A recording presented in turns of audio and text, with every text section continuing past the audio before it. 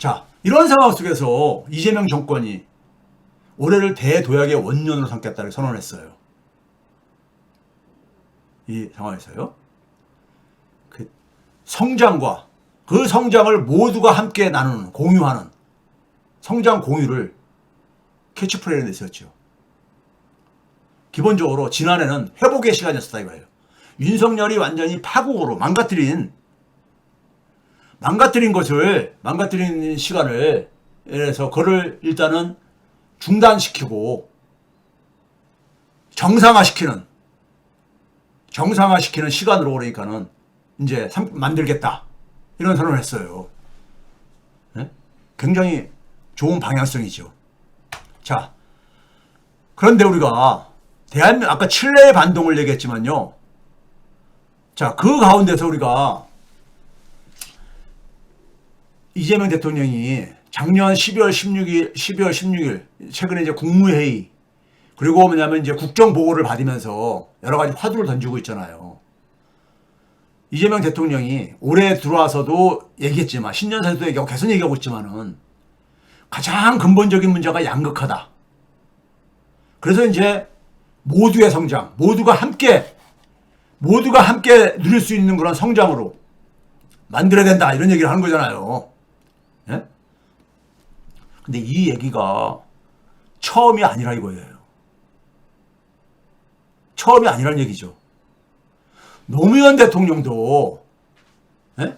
뭐 여러 가지 얘기했지만 2006년이면은 권력이 반환점을 돌아섰을 시점이잖아요.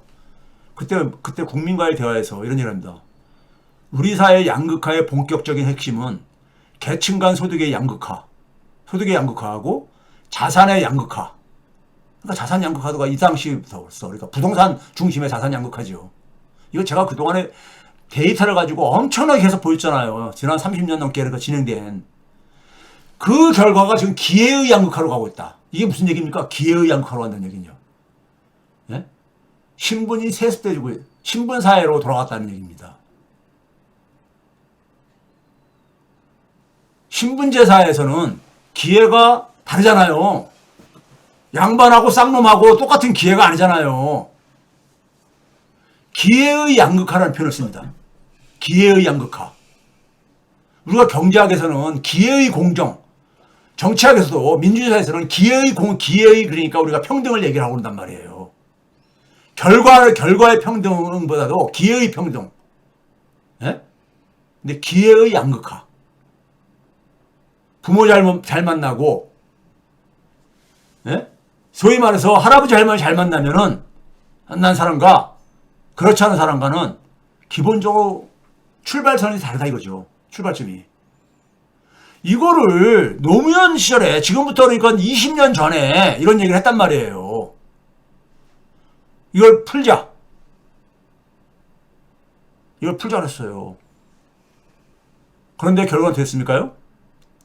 우리 사회 뉴라이트가 김대중 정권 때부터 이게 슬슬 고개를 쳐듭니다. 90년대부터 학계에서는 고개를 쳐들기 시작했지만은 2000년대 이후부터 뉴라이트들이 고개를 쳐들어요. 이 뉴라이트들이 그러니까는 정권에 참여하기 시작한 것이 이명박 때죠. 뉴라이트요. 예? 소위 친일 신자유주의 세력들이죠. 이 당시까지만 또 구구라고 보기는 하고 친일 신자유주의 세력들이죠. 그리고 박정희주의자, 박근혜. 예? 이들한테 정권을 빼앗겼잖아요. 왜? 기회의 양극화가 지금 전개되고 있는데 이거 해결 못했으니까 뺏긴 거예요. 제가 볼 때는요. 소위 이게 요즘으로 표현하면 민생을 해결 못한 거죠. 그러고 나서 박근혜가 탄핵되고 난 다음에 문재인이 대통령 되고 나서 2019년 1월 10일 신년 기자회견을 합니다. 여러분 찾아보면 다 나와요 이거요. 신년 기자회견에서 이런 얘기를 합니다. 우리나라가 부의 양극화하고 경제적 불평등이 세계에서 가장 극심한 나라가 됐다. 2019년 1월이면요. 집권한 지 1년 6개월 정도 지났을 때예요. 그런데 결과는 어떻게 됐느냐? 그러고 나서 그러고 나서 3년 6개월 지난 이 시점에는 더 양극화는 심해졌죠. 그 결과가 윤석열 세력. 윤석열 세력은 어떤 세력입니까? 노골적으로 친일을 표방하고 뉴라이트는 뉴라이트는 그래도 조심스럽게 친일을 그랬지만은 노골적으로 친일을 표방하는 극우지요. 극우 세력이 부상을 했어. 계속 반복적인 반동이 일어났다고요. 반동이. 반동이 일어났어. 그러면서 민주진영은 뭐라고 변명했느냐? 외환위기 후유증으로. 그 다음에 양극화는 세계적인 추세다. 이런 식으로 계속해서 정당화시키려고 했어요. 정당화시키려고. 민생 해결을 못하면서, 안 하면서. 예? 그러면 처음부터 해결할 자신이 없었다는 얘기잖아. 이거 외환위기 후유증, 세계적 추세 이렇게 돌릴 거면은. 그럼 왜 집권을 하는데? 그러면 왜 집권을 하는데? 예? 이 문제를요, 이게 지금 우리가 20년 넘게 이렇게 지금 민주정권에서 결국은 뭐냐면 우리 사회 속에서의 구구하는 결국 뭡니까요? 민주정권의 책임이 있는 거야. 권력을 잡았었던 민주정권. 예? 그 이재명 정부가 지금 우리 사회의 가장 크고 근본적인 문제가 양극화다. 패러다임을 과감하게 전환해야 된다. 이 얘기는 과거의 정치인들이 항상 했던 얘기들이야. 민주정권의 대통령들이. 근데 결과적으로는 많은 국민들은 그거 레토릭 아니냐. 예? 실천으로 안 옮기면은 결국은 레토릭 아니냐 이거예요. 그러면 반동과 내란은 재발이 불가피합니다. 내란과 반동은 재발이 불가피하죠. 윤석열이 사형 선고받고, 이 구형은 받고 사형까지 선고까지 나올 가능성은 없어 보이지만은 그랬을 때, 그거 한다고 해가지고, 다시 이게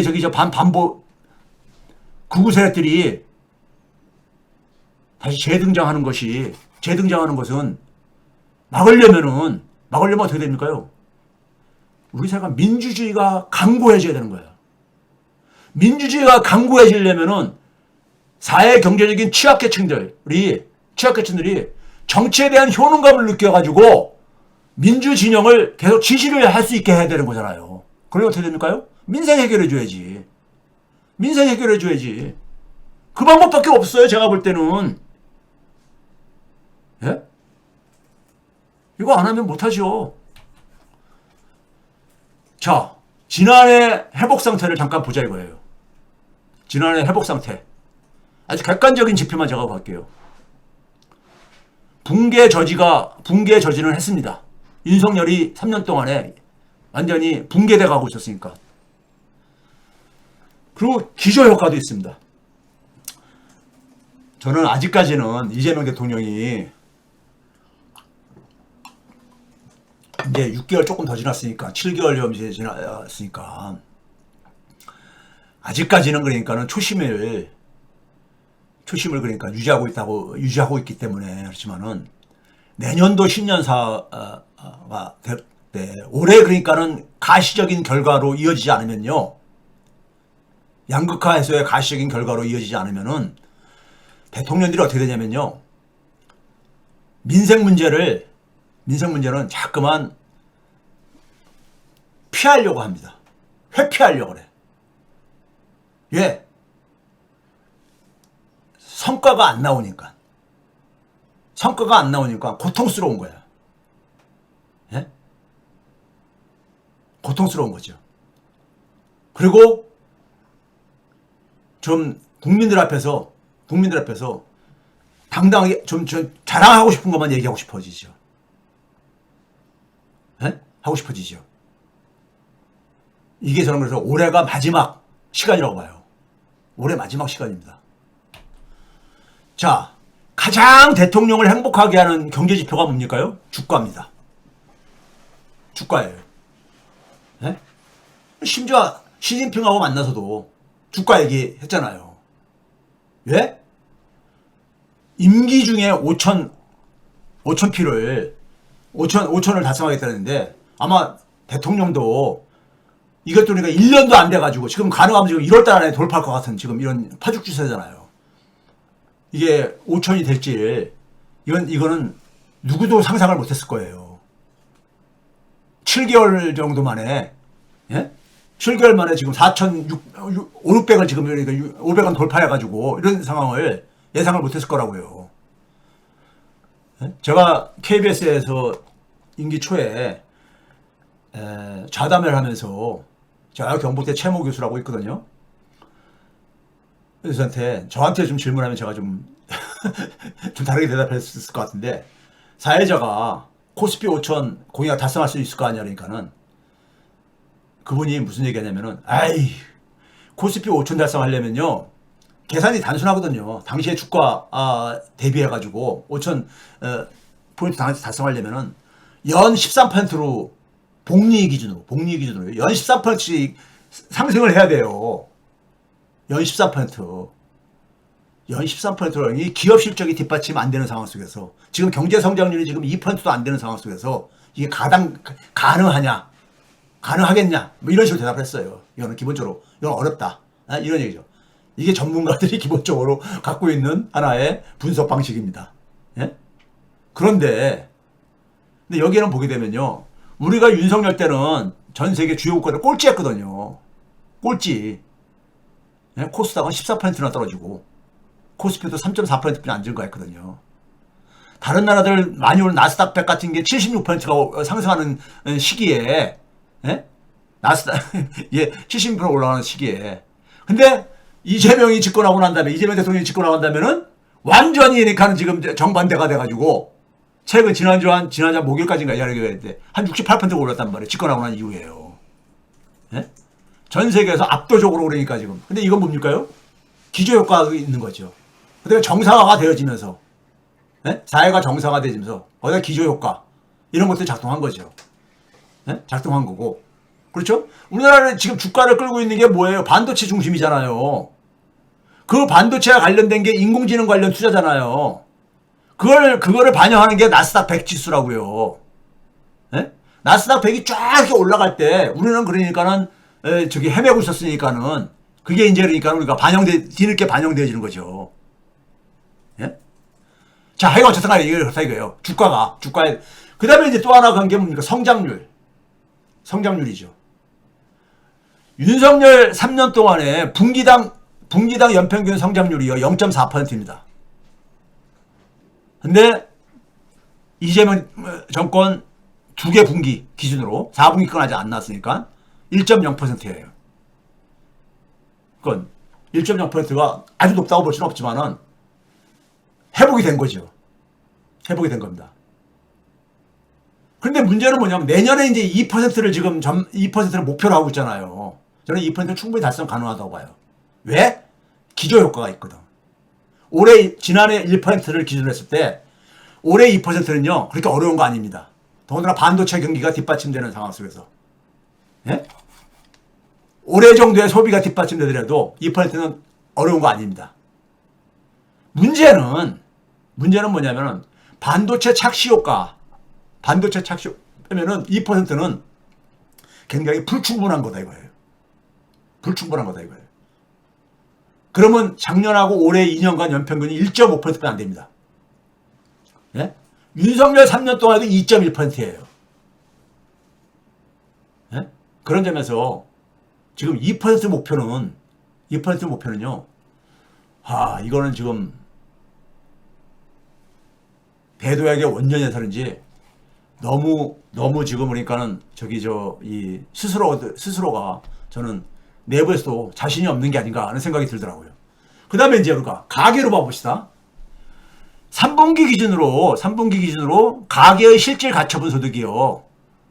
가계의 실질 가처분 소득이 윤석열 때 작년 4분기가 가장 높았었는데 410만 9천 원 정도였었거든요. 올해 3분기에 413만 6,500원 정도니까는 한 2만 한 8천 원 정도 증가한 거예요. 그러니까 하락은 멈춘 거예요.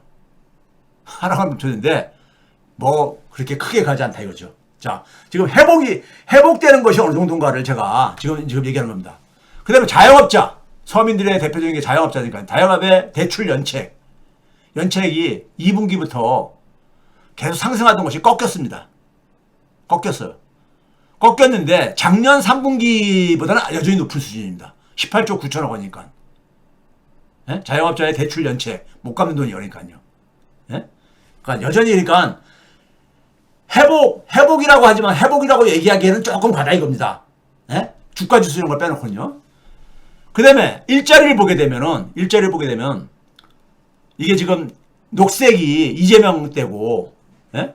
그리고 그 1년 전입니다. 이재명 집권 1년 전하고 비교해보면 전체 일자리는 증가했어요. 한 8만 개 이상으로 증가했어. 8만 6천 개 정도. 그리고 연령별로 보게 되면 30대가 좀 증가했고 40대 일자리는 감소폭이 좀 줄어들고, 근데 문제는 뭐냐면 대부분이 60대 이상 일자리가 그러니까는 이 전체 일자리 증가를 주도하고 있다 이거예요. 네? 이재명 정권에서요. 지금 6월 달부터 11월 달까지 기준으로 그런 겁니다. 근데 수출이 지금 7천억 달러 넘었다 하잖아요. 7천억 달러 넘었다 그러잖아요. 실제로 보게 되면은 새로운 기록을 세웠습니다. 작년도. 이게 2011년을 100으로 놨을 때 작년에 127.8이니까요. 예? 가장 최고죠. 7천억 달러 넘었는데, 그러니까 1년 전보다 2024년보다 한 3.8% 정도 증가한 겁니다. 근데 문제는 뭐냐면은 반도체가 절대적으로 귀한 겁니다. 반도체를 빼면은 2022년이나 2024년보다도 감소했어요. 반도체를 빼면은. 그러니까 반도체를 빼면 나머지 산업들은 여전히 힘들다. 그 다음에 환율 가지고 되게 공격 많이 받았죠. 예? 환율 방어하다가 외환보유액이 IF 외환위기 최대폭 감소했다. 동아일보가 최근에 지난주에 이런 기사를 냈더라고요. 26억 달러 줄어들었다 이거야. 근데 평상시에 그러면 외환보유액 좀 많이 싸우라고 좀 주문 좀 하지. 평상시에는 이런 얘기 안 해다가, 예? 갑자기 외환보유액 줄어들 때는 이렇게 공격을 해요. 자, 그런데 정권별로 외환보유액 추이를 제가 계산해 봤어요. 정권별로. 파란색이 민주당이고 빨간색이 지금 국힘당, 저거 계열입니다. 보게 되면은, 정권별로 보게 되면요, 같은 기간을 기준으로, 시간을 기준으로 했을 때, 외환보유액 추이가 지금 쭉 이렇다 이거예요. 이거 추이입니다. 추이요. 예? 추이요. 그러니까 가장 많이 증가했을 때는 문재인 정권 때 4,493억 달러까지 증가한 게 가장 높은 건데, 임기 중에 외환보유액이 얼마나 변했냐를 보게 되면 이재명 정권 때가 가장 많이 증가했어요. 지난 6개월 동안에, 7개월 동안에 이 기준으로 봤을 때 가장 많이 증가한 거예요. 그러니까 12월 달에 26억 달러가 줄었어도 외환보유액은 가장 많이 증가했다 이거예요. 네? 가장 많이 증가했다 이거예요. 그 다음에 이제 외환보유액에 대해서 지금도 그러니까 우리가 이번에 이렇게 겪었으면은 결국 마지막 방어할 수 있는 수단은 외환보유고거든요. 네? 외환보유고. 근데 지금도 여전히 뭐냐면은 충분하다. 20년 전에 얘기했던 걸 지금도 반복하고 앉아있어요. 이런 거를 기사화하고 앉아있고. 예?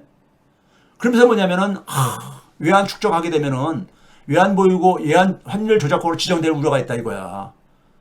제가 그랬잖아요. 싱가포르는, 예?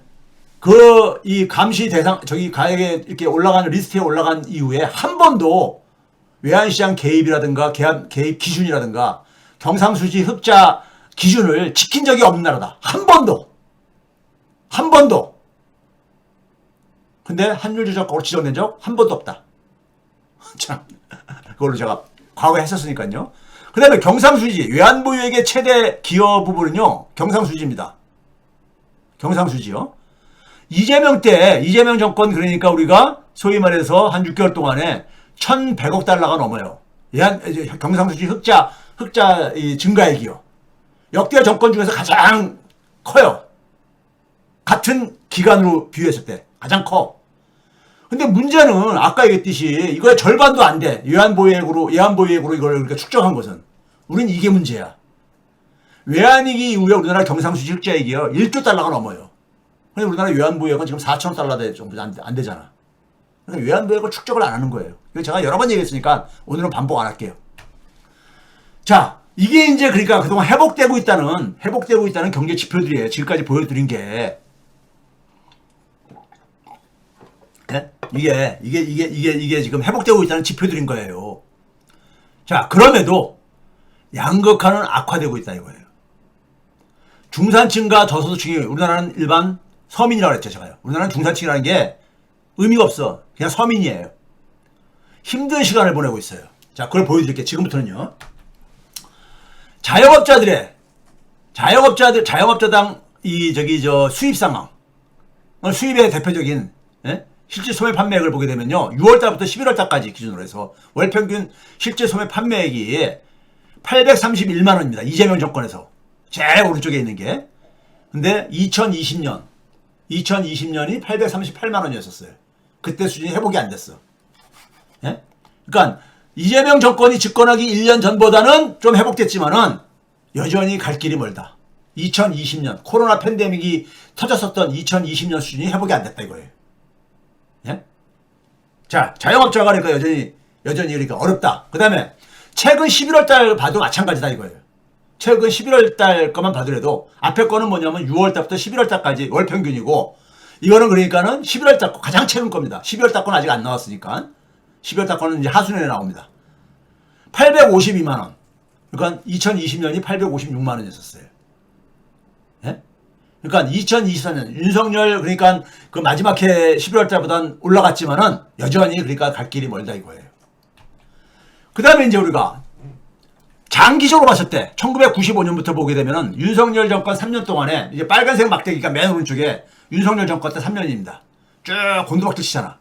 쭉 올라가던 것이 그러니까 외환위기라든가 카드 사태 때라든가 2003년도 카드 사태 때라든가 글로벌 금융위기 때를 빼놓고는 계속 그렇게 해서 조금씩 올라가던 게 윤석열 때부터 시작해서 떨어지기 시작합니다. 3년 동안 후퇴했었어. 근데 이재명 정권에서 아직 회복이 2020년 수준도 회복이 안 됐다 이거예요. 뭐 저를 만족시킬 저가 없다는 게 무슨 말이에요. 참 진짜. 이거 그러면 이거 만족 못 시킬 건 못하러 권력 잡아요. 참 진짜. 예? 자, 이걸 만족시킬 수가 있어요. 다 해결할 수 있는 방법이 있다고 제가 얘기를 했잖아요. 예? 해결할 수 있는 방법이 있는데 안 하는 것은 이거는 그러니까 정치를 해야 되는 이유가 없는 거죠. 예? 자, 이게 이제 그렇다는 얘기고요. 그 다음에 이제 11월 수준도 그러니까 비슷하다는 얘기고요. 장기적으로 봤을 때도 올해만 보게 되면은 7월 달하고 10월 달이 그러니까는 2020년 수준을 넘어섰었어요. 이때가 바로 뭐예요? 소비 쿠폰이죠. 소비 쿠폰이야. 소비 쿠폰 없어진 다음에 다시 또 자기 곤두박질 친 거고요. 예? 그럼 이게 뭘 의미하는지 제가 여러 번 얘기했잖아요. 그 다음에 이제 우리가 일반 서민들은 임금 노동자, 즉 월급 받고 사는 사람이든 아니면은 자영업자들 둘 중에 하나잖아요. 임금 노동자는 어떠냐? 실제로 월급이요. 예? 실제로 월급여가 올해 1월 달부터 10월 달까지 쭉 보게 되면은 어떻습니까? 10월 달이 마지막 저거 나왔는데 358만 원 정도. 이게 지금 보게 되면은 저기 1월 달은 뭐 특별한 달이라고 하고 저게 있으니까요. 예? 저기 2, 3, 4 이런 때보다 더 저기 이제 중간보다 이렇게 낮고 그러잖아요. 그러니까 그다음에 이제 우리가 이재명 정부 전체 6월 달부터 10월 달까지 지금 11월 달 건 월 말에 나옵니다. 월 말에요. 그러니까 한 5개월 동안 월 평균 실질 급여를 보게 되면 언제 수준이냐면요. 이게 2016년 수준입니다. 2016년이 354만 2천 원이었어요. 예? 근데 작년에 이재명 정권 들어서 가지고 353만 8천 원이니까는 2016년 수준보다도 안 되는 거예요. 급여 생활자들이 한 2천만 명에 해당되지는 예? 이 남한테 고용돼 가지고 사업체에 고용돼 가지고 예? 이거예요. 그다음에 이제 우리가 상용직하고 이제 임시직이나 일용직하고 월 평균 급여 격차는 지금 최악입니다. 최악이야. 예? 저기 2010년이나 13년을 제외하고는 최근 2020년 이후에 보게 되면 가장 최악이에요. 39%뿐이 안 돼. 39.3%뿐이. 예? 지금 우리나라 양극화가 이렇게 심한 거예요. 임금 노동자하고 월급쟁이들하고 자영업자들의 격차가 자영업자가 35%도 안 됩니다. 35%도 안 돼. 그런데 상용직하고 임시직, 일용직들하고의 차이가 40%가 안 돼요. 그래서 제가 그랬잖아. 우리나라에서 가장 그러니까는 최악에 있는 사람들은 자영업자, 그 다음에 임시직, 일용직. 양극화 상황이 지금 이렇다 이거예요. 양극화 상황이. 예? 양극화 상황이. 자, 이 급여 격차, 6월, 9월, 이재명 정부 들어서가지고 이 격차를 구한 거고요. 그 다음에 뭐냐면은 10월달, 가장 최근 거의 10월달로 보게 되면은 더 격차가 벌어졌어요.